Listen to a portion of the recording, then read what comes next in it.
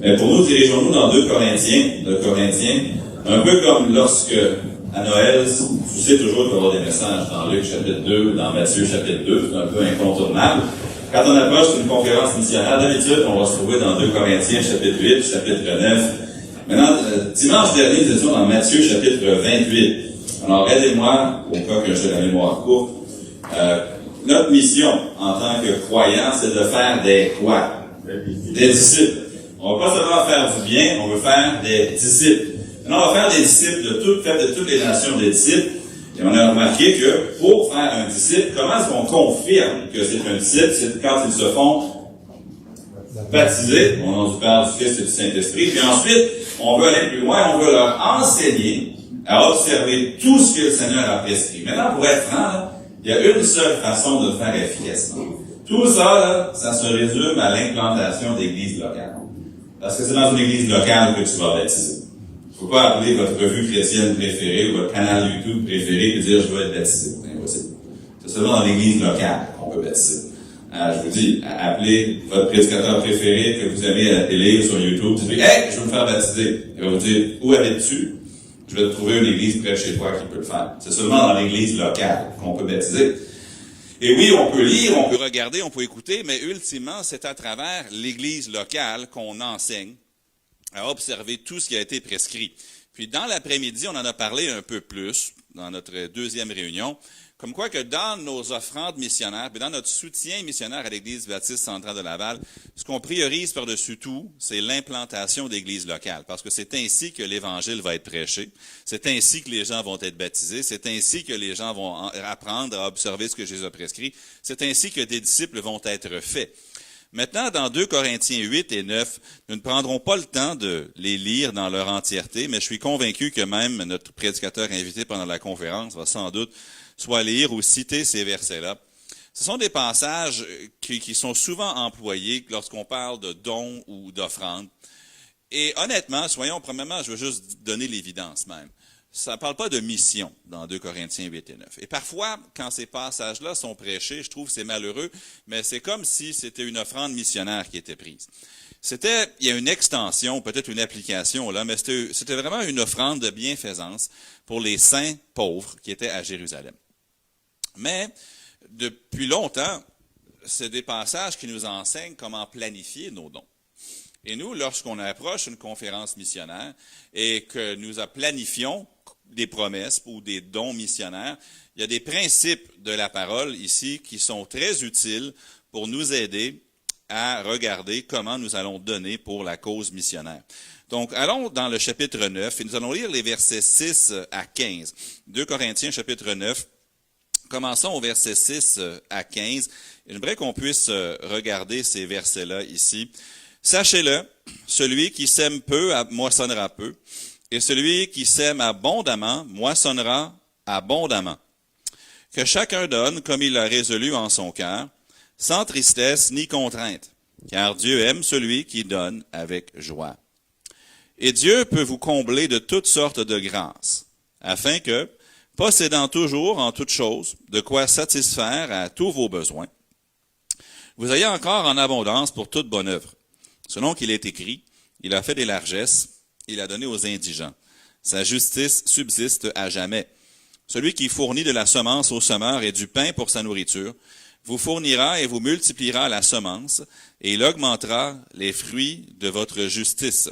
Vous serez de la sorte enrichis à tous égards, pour toute espèce de libéralité qui, par notre moyen, feront offrir à Dieu des actions de grâce. Car le secours de cette assistance non seulement pourvoit aux besoins des saints, mais il est encore une source abondante de nombreuses actions de grâce envers Dieu.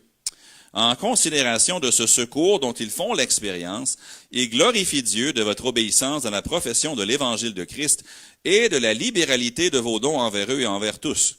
Ils prient pour vous, parce qu'ils vous aiment à cause de la grâce éminente que Dieu vous a faite. Grâce soit rendue à Dieu pour son don ineffable. C'est qui son don ineffable? C'est pas au pluriel, là, c'est au singulier. Grâce soit rendue à Dieu pour son don ineffable qui est le Seigneur Jésus-Christ. Prions. Père Céleste, dans les passages qu'on va examiner, aide-nous à ne jamais perdre de vue. Premièrement, le don que tu nous as fait en Jésus. On pourrait même dire les dons, parce que tu nous as donné, oui, le salut, le pardon des péchés. Et tu nous donnes une espérance éternelle, tu nous donnes une vie nouvelle, tu nous donnes une raison même de vivre ici-bas. Nous vivons dans un monde où le taux de suicide s'élève, monte constamment, où le désespoir des gens se manifeste dans toutes sortes de mauvaises actions. Mais nous, tu nous donnes non seulement une espérance pour l'éternité, mais tu nous donnes une raison pour le présent aussi. Et tu nous donnes un sentiment d'importance à tes yeux. Pas seulement un sentiment, mais une importance, puisque nous sommes tes enfants. Et tu nous donnes vraiment une tâche, une mission, quelque chose que nous pouvons évaluer notre vie et dire, est-ce que j'accomplis cette mission-là de faire des disciples? Dans notre mois de novembre, alors que nos pensées se tournent vers notre rôle dans la mission de faire des disciples, aide-nous maintenant à être sensibles aux vérités de ce passage, alors que le Saint-Esprit va les appliquer à nos cœurs et que nous puissions toujours garder l'Évangile comme motivation, mais ensuite ces versets aussi comme principe d'obéissance en réponse à ce que Christ a fait pour nous. Et je le prie dans le nom du Seigneur Jésus. Amen.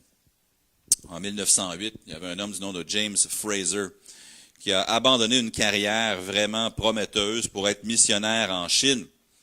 M. Fraser a appris la langue et la culture parce qu'il voulait partager l'Évangile avec eux. Il est allé dans le Lisuland, comme c'était appelé, juste au pied des Himalayas.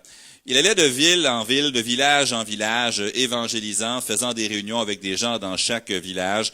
Mais pendant les mois d'hiver, c'était impossible à cause de la neige de se rendre dans la région. Et souvent, James était frustré. Puis il disait, « Seigneur, tu m'as appelé ici, et là, tu m'empêches de faire l'œuvre à laquelle tu m'as appelé parce qu'il y a de la neige. Seigneur, je ne sais pas s'il demandait à Dieu de faire fondre la neige. Moi, j'ai souvent prié ça, mais enfin, longue histoire. Finalement, c'est comme si Dieu l'a convaincu de quelque chose. Il dit, je savais que ça me prendrait 3 jours pour voyager jusqu'au village dans les montagnes, faire des réunions et revenir à la maison.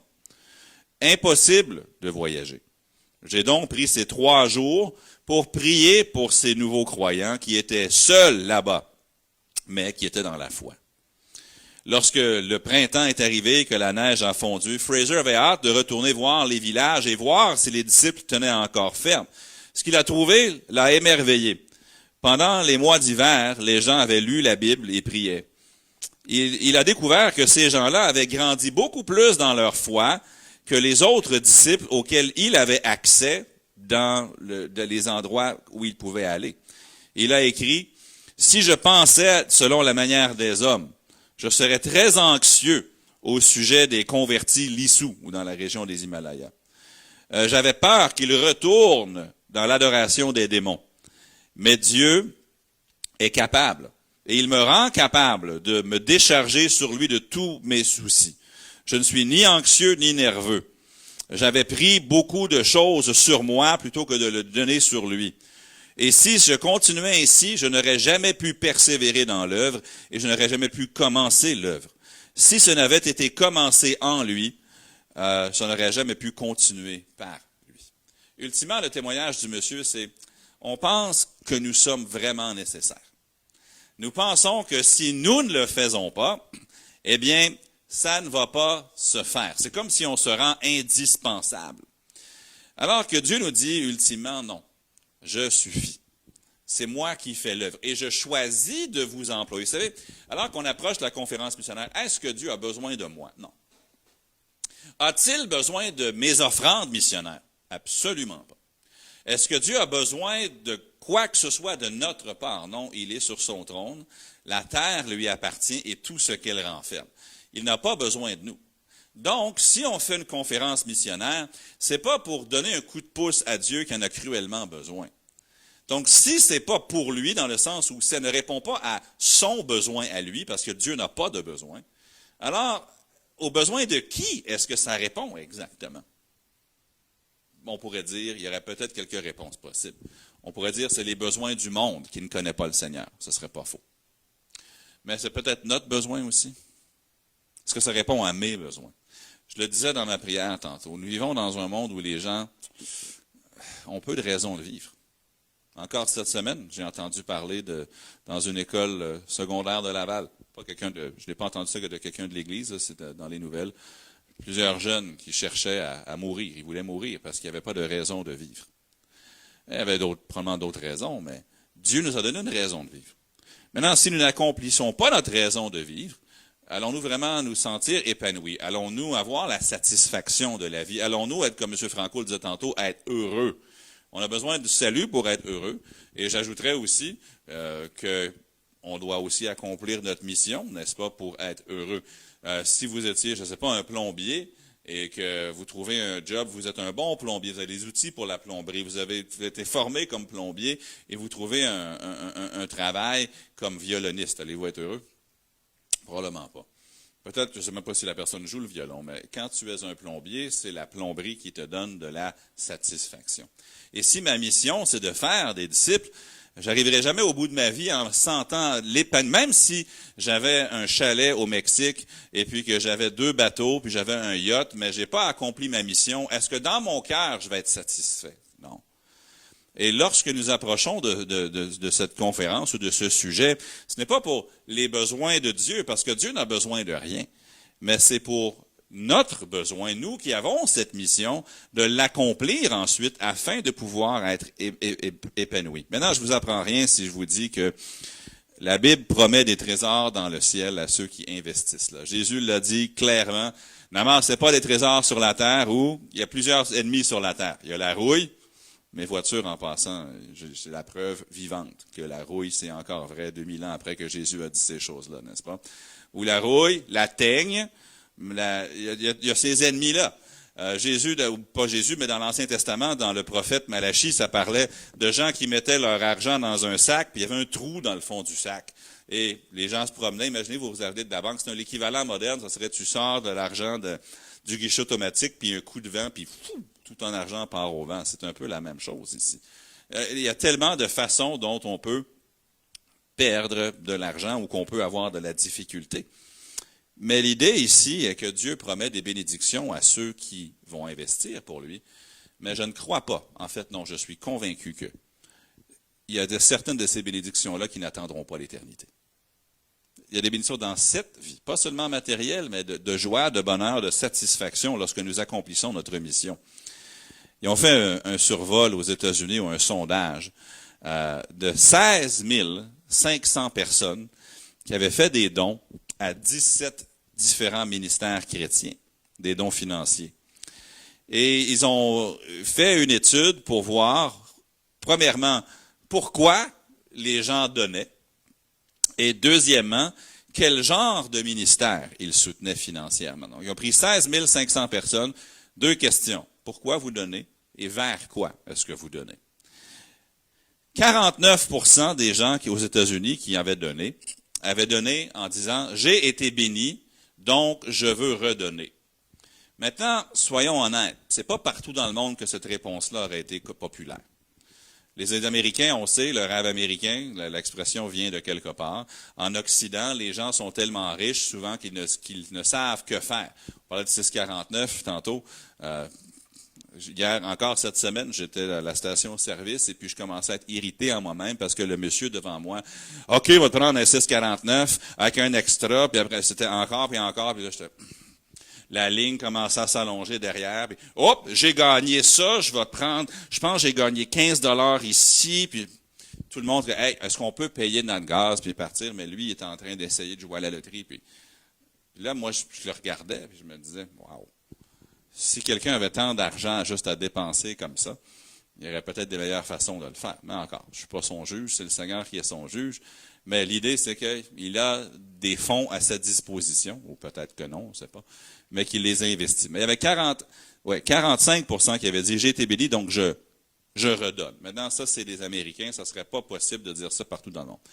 23% ont dit « Parce que ce que je donne fait une différence ». 15% ont dit, c'est parce que c'est la bonne chose à faire. Donc, juste un sens moral, un sens du devoir. 9% ont dit, puis ça, je trouvais ça un petit peu cocasse, parce que je connais quelqu'un qui travaille pour l'organisme auquel j'ai donné. Okay? Il y a 6%. 6% ont dit, j'ai donné parce que je sais que Dieu me bénira en retour. Seulement 6 personnes sur 100 ont donné en sachant que Dieu honore celui qui l'honore, ou que Dieu va rendre à celui qui donne. 4% avait une autre raison, mais de toutes les à part autres, la catégorie autre, la plus faible des raisons pour laquelle les gens donnaient à un ministère, c'était Dieu va me bénir en retour. Alors que la Bible parle abondamment de cette idée que si nous allons faire quelque chose pour le Seigneur, il va nous le rendre. Ensuite, les ministères qu'ils ont choisi de soutenir, gloire à Dieu, 96%, c'était des ministères qui allaient propager l'Évangile. Donc, ça, c'était bien.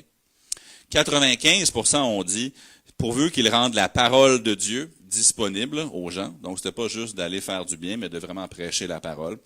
86% voulaient un ministère qui allait aider les orphelins. 77% qui allait aider les gens en situation de catastrophe. 66% l'injustice ou l'oppression.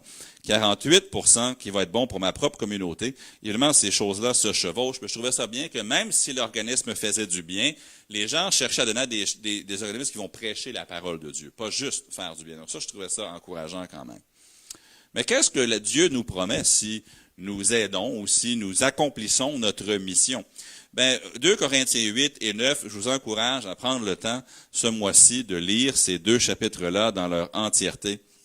Parce que Dieu utilise les croyants de la Macédoine comme exemple, non seulement de ce que nous devrions faire, de comment nous devrions être, mais ensuite de ce que Dieu fait en retour.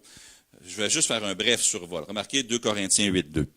Au milieu de beaucoup de tribulations qui les ont éprouvées, leur joie débordante et leur pauvreté profonde ont produit avec abondance de riches libéralités de leur part. Au milieu de beaucoup de tribulations qui les ont éprouvées. Quelles sont des tribulations que nous vivons aujourd'hui en 2022? Quelqu'un veut me donner des idées? Quelles sont des tribulations, je parle au Québec, là, pas dans le monde, mais ici, là? Qu'est-ce qu'on vit présentement ici qui pourrait être appelé une tribulation? Je comprends que quand on se compare, on se console. On n'habite pas dans un endroit où il y a de la violence ou des guerres. Mais ici, c'est quoi des difficultés que monsieur, madame, tout le monde font face? C'est Franco? Aucune? Non? All right. Gilbert? Le COVID? OK. M. Franco dit qu'il n'y en a pas. Fait que, oui, alors, OK, oui. Parce que M. Franco est plus spirituel que moi. OK? Non. Mais disons des choses que ça serait un défi de la vie, mettons ça comme ça. Le mot tribulation est peut-être trop fort. Mais quelles sont des choses auxquelles nous sommes confrontés qui pourraient être des défis ou qui rendent la vie moins facile qu'avant? Le COVID, quoi d'autre? L'inflation. L'inflation, ça a le dos large, le prix du gaz. Je ne vous dirai pas, les projections de prix d'essence pour 2023 sont pas belles, sont pas encourageantes, j'aime autant pas y penser. Quoi d'autre? Le prix, j'étais incrédule, l'autre fois, Mélissa me dit, ça nous prend une tête de la salade, peux-tu aller acheter? C'est 5,95 juste pour une laitue, juste pour une laitue. J'étais comme, wow, c'est cher. Si vous êtes un adepte du McDonald's, ce que je ne vous recommande pas, moi, je me souviens très bien qu'avec un billet de 5 $, tu pouvais t'acheter un repas au McDo. Maintenant, tu t'en tires pas en bas de 10, 11, 12 par personne, c'est cher. Même, tu vas au Tim Hortons, désolé Daniel, mais le prix monte constamment. Je me souviens que quand j'étais à l'école biblique, des fois, quand tu voulais le petit café, il était 1,10 $. Le moyen café de 1,25 $ pour ceux qui avaient des problèmes de consommation là, de café, c'était 1,50 $ pour le grand. Maintenant, je pense que le petit, je sais même plus, là, mais pardon? 1,60 $, merci Daniel. C'est prix, bang, bang, bang, bang. Mais tout ça pour dire que les prix montent. L'inflation monte. Mais est-ce que les promesses de Dieu demeurent vraies?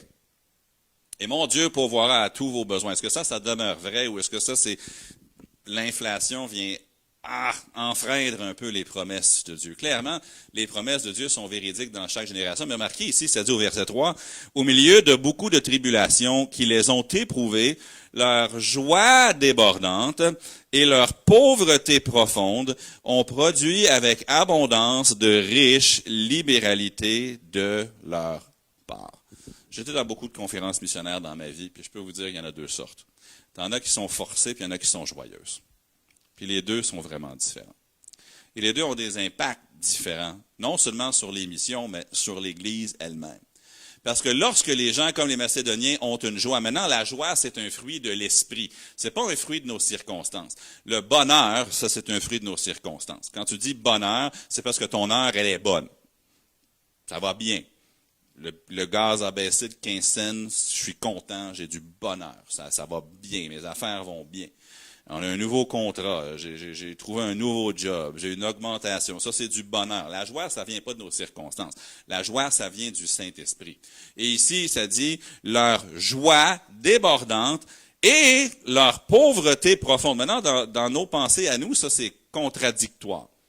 Normalement, quand tu es pauvre, tu es malheureux, puis quand tu es riche, tu as du bonheur. Mais ça ne parle pas de bonheur, ça parle de joie, et la joie, c'est indépendant de l'inflation. La joie, c'est indépendant des circonstances. La joie débordante et la pauvreté profonde ont produit avec abondance de riches libéralités de leur part. Donc, clairement, ces gens-là, ici, ils avaient cette joie. Ensuite, ils étaient vraiment généreux. On le voit encore dans le même verset. Maintenant, remarquez le verset 5. Et non seulement ils ont contribué comme nous l'espérions, mais ils se sont d'abord donnés eux-mêmes au Seigneur, puis à nous, par la volonté de Dieu. Donc, ces gens-là, ils s'étaient donnés à Dieu. Honnêtement, c'est tout ce que Dieu demande. Dieu demande qu'on se donne à lui. Pourquoi? Parce qu'il a donné son Fils pour nous. Des fois, en tant que pasteur, tu ne veux pas trop prêcher sur l'argent parce que tu te sens presque en conflit d'intérêts. C'est ils vont encore parler, le pasteur il va parler d'argent. Puis là, ils vont me comparer à les gens à la télé là qui, si vous avez des problèmes financiers, versez de cette huile sur votre portefeuille. Cette huile, je vous la vendrai pour 50 $ la bouteille. Mais non, la Bible parle de nos biens matériels et si le pasteur n'en parle jamais, alors le pasteur fait une grande défaveur au peuple de Dieu. Ce serait comme je ferais une grande défaveur aux familles de l'Église si je parlais jamais de mariage puis jamais d'éducation des enfants. Je ferais une grave erreur si je ne parlais jamais de la mission de l'Église. Parce que là, on vivrait toutes nos vies, mais je sais que vous pouvez lire la Bible par vous-même, vous n'êtes pas entièrement dépendant des sujets qui sont enseignés dans les prédications, mais si on ne parlait jamais de finances, on ne prêcherait pas tout le conseil de Dieu. Et ça déroberait au peuple de Dieu une partie des bénédictions que Dieu veut donner. C'est important d'en parler. Mais ces gens-là ici, ils étaient dans une profonde pauvreté, ils s'étaient donnés eux-mêmes au Seigneur. Ultimement, c'est ce que Dieu veut. Parce que si Dieu a toi, il y a tout ce qui est à toi aussi. L'idée, c'est pas augmenter le pourcentage. Non, c'est pas ça. L'idée, c'est est-ce que tu appartiens à Dieu? Oui ou non? Parce que si tu appartiens à Dieu, puis Dieu te dit, je veux que tu aides ce missionnaire-là, tu vas le faire. Puis si tu appartiens à Dieu, puis Dieu dit, je veux que tu déménages d'ici, puis que tu partes comme missionnaire en Papouasie-Nouvelle-Guinée, tu vas le faire. Et si Dieu te dit, écoute, je veux que tu ailles inviter telle famille chez toi à souper samedi dans le but de leur présenter l'Évangile, tu vas le faire parce que tu appartiens à Dieu. Si quelqu'un a besoin d'un lift pour aller quelque part, puis Dieu te met à cœur de le faire, tu vas le faire parce que tu appartiens à Dieu. Si quelqu'un te dit, hey, est-ce que tu peux me prêter ta tondeuse, j'en ai besoin, la mienne est brisée, tu vas dire oui parce que tu appartiens à Dieu. L'idée, c'est pas d'être motivé à faire des choses ou de donner plus en dollars. L'idée, c'est d'appartenir à Dieu parce que si j'appartiens à Dieu, tout le reste est réglé. Tout le reste est réglé. Puis eux, ici, ils appartenaient à Dieu. Non seulement ils ont contribué, comme nous l'espérions, ça aurait déjà été bien. Mais Paul, il rabaisse ça. Il dit, ils ont contribué financièrement, oui, mais ils se sont d'abord donnés eux-mêmes au Seigneur. Alors qu'on approche d'une conférence missionnaire qui, pour moi, est un moment critique dans une année d'une Église, parce que c'est là que vraiment on se recentre sur la mission et c'est là que vraiment on prend des décisions qui vont affecter l'efficacité de notre Église pour la prochaine année dans la mission. Mais la question qui se pose, c'est est-ce que j'appartiens au Seigneur? Est-ce que je lui appartiens? Est-ce que ma vie est à lui? Est-ce qu'il est le centre de ma vie? Puis pour eux, c'était clairement le cas. Maintenant, vous pourriez lire le reste du chapitre 8. Je sais que le perron avant de la maison du message ce matin est très long, puis le message va être plus bref que l'introduction. Mais dans le chapitre 9, l'apôtre Paul va amplifier le sujet. Remarquez le verset 6, puis c'est mon premier point ce matin. C'est que tu choisis ta moisson. Tout le monde choisit sa moisson. Sache-le, celui qui sème peu, moissonnera peu. Et celui qui sème abondamment, moissonnera abondamment. Je peux vous dire avec une grande fierté que notre gazon chez nous à la maison est plus vert que le gazon de tous mes voisins. Vous dites, qu'est-ce que ça a à voir? Je vais vous donner la raison. Je sème. Je sème du gazon. Vous savez pourquoi je sème du gazon? Parce que j'ai une femme qui me dit de semer du gazon. Elle va me dire, Éric, on n'a plus de semences dans le garage pour le gazon. On va en a. Tu vois que c'est un peu clairsemé par endroits, le gazon. Qu'est-ce que tu... Chérie, si tu as quelque chose à dire, dis-le-moi. Va semer du gazon. OK, c'est pas si cru que ça, là, mais Mélissa, souvent, 2, 3, 4 fois par été, elle va me dire, hey, t'as-tu semé du gazon? Puis, ouais. Là, j'ai ma petite chose verte avec une petite manivelle, là, je mets ma semence dedans, je me prends sur le gazon, puis là, il y a du gazon partout. Puis souvent, les voisins viennent me voir, comment tu fais pour avoir si peu de mauvaises herbes et tant de gazon? J'ai une recette spéciale. Non, je sème. Point. That's it. Ouais, on fait quelques autres choses, mais on sème. Quand on a acheté la maison, honnêtement, j'avais le pire terrain de tout le voisinage, honnêtement, pour la qualité du gazon. Maintenant, on a un des meilleurs. Pas parce que je suis quelque chose de spécial, mais juste pour une raison. Un, parce que j'ai une femme qui veut que ce soit vert, mais deuxièmement aussi, parce que je sème. Celui qui sème abondamment moissonnera abondamment. Mais celui qui sème peu moissonnera peu. La question qui se pose ici, c'est dans quelle mesure voulez-vous moissonner? Et là, ne me mécomprenez pas, là. Je suis pas en train de parler de dons à l'Église qui vont bénéficier ni l'Église baptiste centrale de Laval directement, ni moi encore moins. Je parle de donner pour que les disciples soient faits dans toutes les nations. C'est pas seulement des dons financiers, c'est quand on appartient à Dieu, des fois on va y aller nous-mêmes et on va contribuer par plusieurs façons, mais on doit se poser la question, quelle moisson est-ce que je veux? Est-ce que je veux qu'elle soit abondante ou est-ce que je veux qu'elle soit clairsemée? C'est la question. De quelle moisson parle-t-il?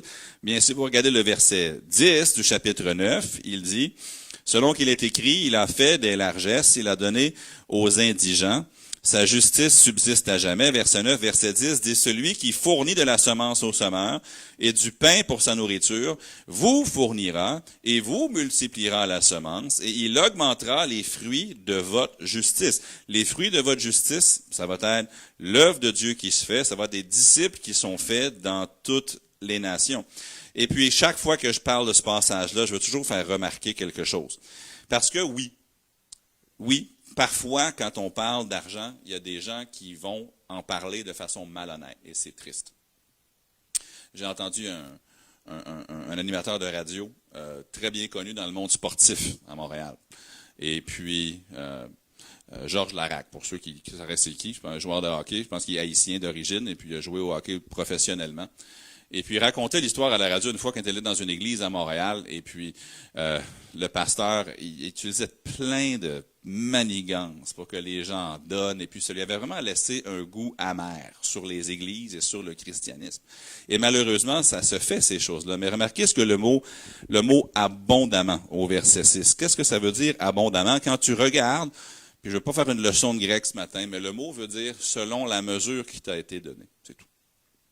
Dieu ne s'attend pas à ce que quelqu'un qui gagne le salaire minimum donne un montant qui est ridicule puis qui va l'endetter. Non. Dieu veut que je donne selon la mesure de ce qui m'a été confié.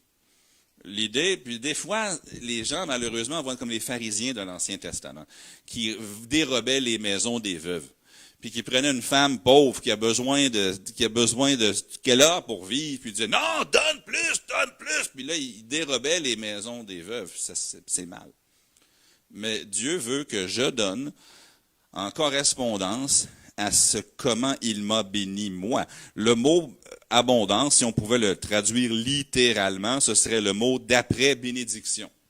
Selon que Dieu t'a béni, tu donnes. Donc, si Dieu t'en a donné davantage, tu donnes plus. Si Dieu t'en a moins, tu donnes d'après ce que tu as été béni. Et dans une conférence missionnaire, il y a une chose que je ne voudrais jamais faire. Je ne veux pas faire des campagnes ou des manigances, ni même à l'Église. On n'est pas ici pour trouver des façons de convaincre les gens de donner plus. Les offrandes montrent quand Dieu bénit le peuple de Dieu davantage et que le peuple de Dieu répond de l'appareil au Seigneur. C'est tout.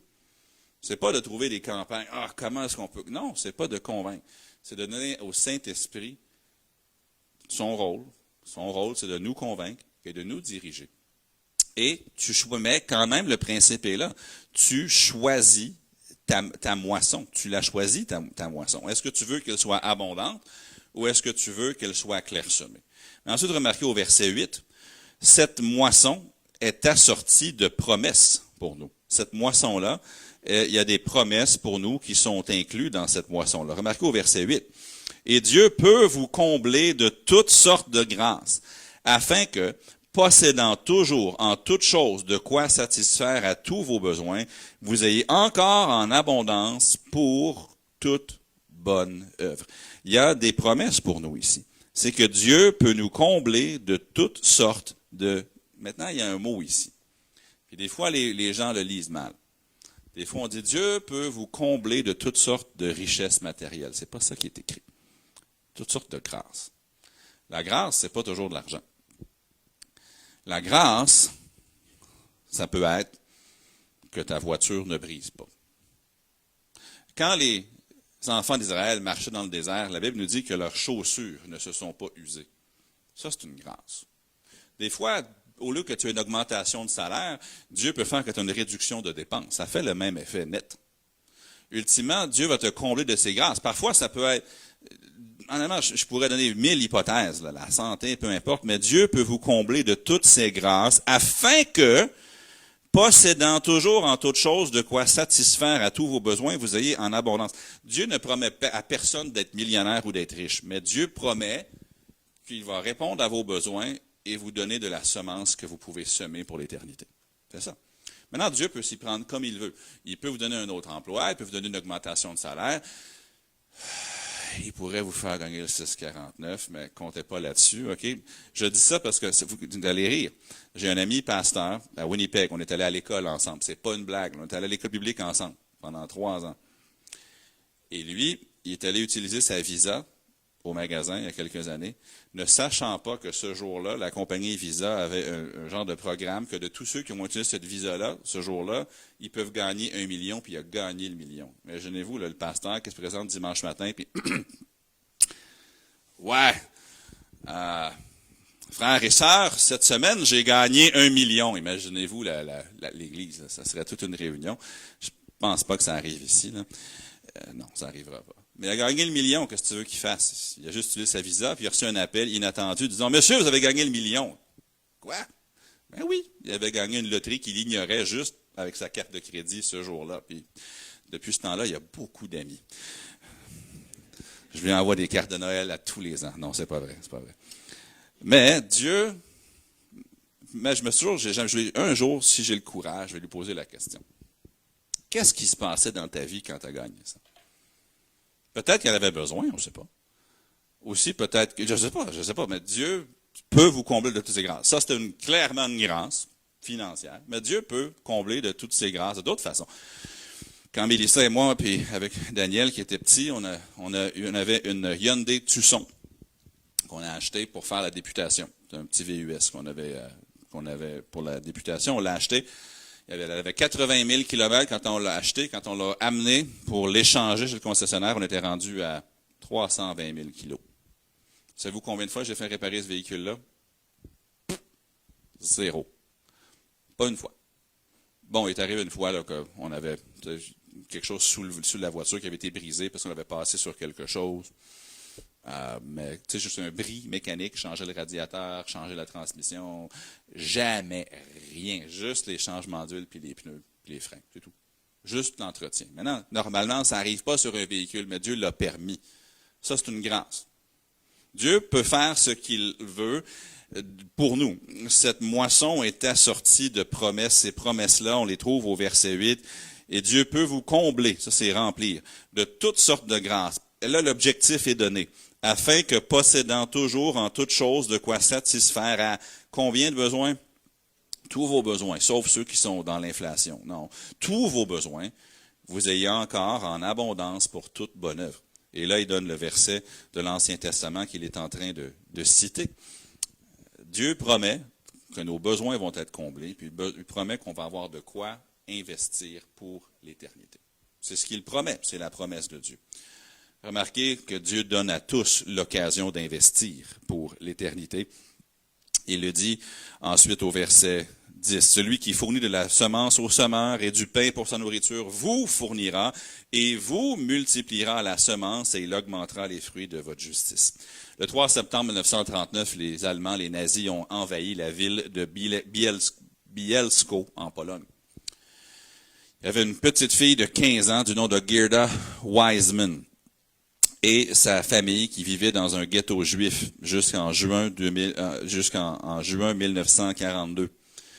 Donc, en juin 1942, la petite fille, Gerda, a été prise par les Allemands et puis elle a été amenée dans un camp de concentration. Elle a passé 3 ans dans ce camp de concentration. Ensuite, ils l'ont fait marcher 350 000, donc 500 kilomètres à peu près. Et miraculeusement, elle a survécu à cette marche-là. Finalement, elle a été délivrée par les troupes américaines. Et Gerda, elle pesait maintenant seulement 68 livres. Elle était un squelette. Et, c'est complètement à côté, mais peut-être que les dames vont aimer ça, elle a finalement marié le soldat qui l'a délivrée. Quand même cool. Son nom, c'était Kurt Klein. Le lieutenant Kurt Klein, elle a marié le soldat américain qui l'a délivré. Vous allez à Boston aujourd'hui et vous allez au musée de l'Holocauste, c'est-à-dire qui commémore la mort des Juifs aux mains des nazis pendant la Deuxième Guerre mondiale. Ils ont une structure avec 6 tours. Et puis, pour représenter les camps de concentration où les Juifs, 6 millions de Juifs ont perdu la vie. Et dans la 6e tour, il y a un poème, ou une petite histoire plutôt, qui a été écrite justement par cette jeune femme, Gerda. Et elle écrit « Une framboise ». C'est le titre de son histoire. « Une framboise ». Il sait, une amie à moi, une amie d'enfance, étant dans le camp de concentration avec moi, il avait trouvé une framboise. Il l'a portée dans sa poche toute la journée pour me la donner ce soir-là sur une feuille. Elle a pris une feuille, elle a mis la framboise sur la feuille pour l'offrir à Gerda en cadeau. Elle dit, imaginez un monde où votre seul bien que vous possédez est une framboise et vous la donnez à votre ami. Puis, Gerda continue en écrivant, « La vraie mesure d'un cadeau est ce que vous abandonnez dans le don. Une framboise, ce n'est pas beaucoup, mais c'est énorme si c'est tout ce que vous avez. Ce n'est pas rien, c'est tout. » Et Gerda, elle continue en disant, « On pourrait dire la même chose de 2 milliards de dollars ou de 2 sous. Les grands rêves commencent avec les petits gestes de gentillesse. C'est puissant lorsqu'on reçoit la framboise. C'est encore plus puissant lorsqu'on donne la framboise. » Elle avait une framboise, c'est tout ce qu'elle avait. Elle l'a donnée à son ami. Quand elle a donné la framboise, elle faisait plus que de donner une framboise. Elle se donnait elle-même. C'est ce que Jésus dit des Macédoniens. Il dit, leur joie débordante, leur pauvreté profonde, ont produit de riches libéralité de leur part. Pourquoi? 2 Corinthiens 8,5, parce qu'ils se sont premièrement donnés à nous et au Seigneur et à nous, non seulement comme nous l'espérions et ont contribué, mais ils sont d'abord donnés eux-mêmes au Seigneur, puis à nous par la volonté de Dieu. Notre mission, c'est d'aller de faire de toutes les nations des disciples, parce que Jésus en est digne. Mais on a cette mission-là parce qu'il s'est donné lui-même pour nous. Donc, le but dans l'Église, c'est certainement pas d'essayer de faire des campagnes de levée de fonds, mais c'est de nous rappeler le prix qui a été payé pour notre âme, puis qu'ensuite, on se donne à Jésus. Déjà là, ça serait suffisant. Le Saint-Esprit peut faire le reste des applications personnelles.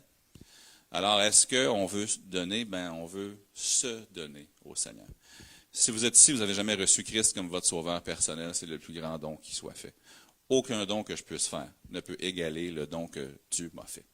Quand Jésus est mort à ma place sur la croix, qu'il a payé mes péchés. Et aujourd'hui, je suis sauvé, pas par mes mérites, mais par les mérites de Christ et couvert de sa justice. Mais je veux me donner à lui parce qu'il s'est donné pour moi. Et une des façons que je le fais, c'est comme les Macédoniens l'ont fait. Maintenant, eux le faisaient pour les saints de Jérusalem. Alors que nous, on a l'occasion de le faire pour aller faire de toutes les nations des disciples par nos dons missionnaires. Bien-aimé, tu agis fidèlement dans ce que tu fais pour les frères, Jean écrit à Gaius, et même pour des frères étrangers, lesquels ont rendu témoignage de ta charité en présence de l'Église. Tu feras bien de pourvoir à leur voyage de manière digne de Dieu, car c'est pour le nom de Jésus-Christ qu'ils sont partis, sans rien recevoir des païens. Nous devons donc accueillir de tels hommes, afin d'être ouvriers avec eux, pour la vérité. J'espère qu'on va pouvoir être ouvriers encore longtemps avec des gens pour la vérité. Pourquoi? Parce que Jésus en est digne. Mais alors qu'on approche de notre conférence missionnaire, rappelons-nous de ces principes-là. Choisissons notre moisson. Donnons avec libéralité, ce qui n'est pas un don ridicule, mais un don qui est proportionnel à comment Dieu nous a bénis. Et Dieu a de grandes promesses en réserve pour nous. Père Céleste, merci pour ton grand amour. Merci pour comment tu utilises l'exemple des Macédoniens dans ma vie. Et Père, merci pour l'occasion que nous avons aussi d'être impliqués dans la grande mission, d'aller et de faire de toutes les nations des disciples. Et Père, que l'Église baptiste centrale de Laval soit toujours, comme elle a toujours été, dès son inception, un lieu où la mission est primordiale et constamment mise de l'avant. Pourquoi? À cause de ce que nous avons reçu de toi, notre joie débordante. Parfois aussi notre pauvreté profonde font produire de riches libéralités pour toi. Te rendrons toute la gloire au nom de Jésus. Amen.